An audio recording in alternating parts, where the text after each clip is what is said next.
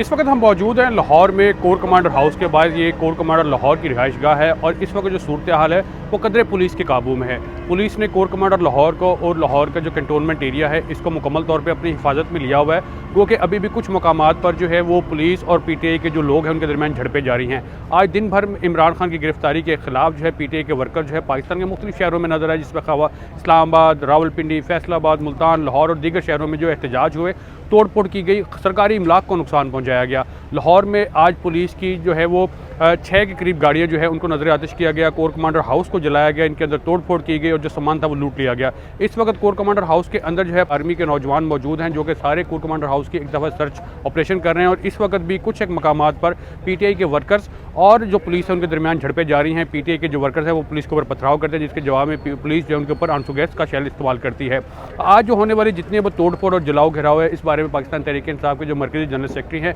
असद उमर, उनका ये कहना है कि पीटीआई के जो कारकुन हैं वो ये तोड़ फोड़ नहीं कर रहे, बल्कि एक बाकायदा सोचा समझी साजिश के तहत जो है पीटीआई के वर्कर्स को इसमें मुलव्वस किया जा रहा है। अब तक जो सूरत हाल है वो पीटीआई के वर्कर्स की अभी तक किसी को भी जो है वो गिरफ्तारी अमल में नहीं आई, लेकिन पीटीआई का ये दावा है कि दर्जनों कारकुन गिरफ्तार किए गए हैं। इस वक्त जो है सूरत हाल कदरे पुलिस के काबू में, लेकिन इक्का दुक्का जगह पर जो है वो इस वक्त भी एहतजाज और जो झड़पें हैं वो जारी हैं। इस हवाले से हम आपको मज़ीद भी अपडेट करते रहेंगे।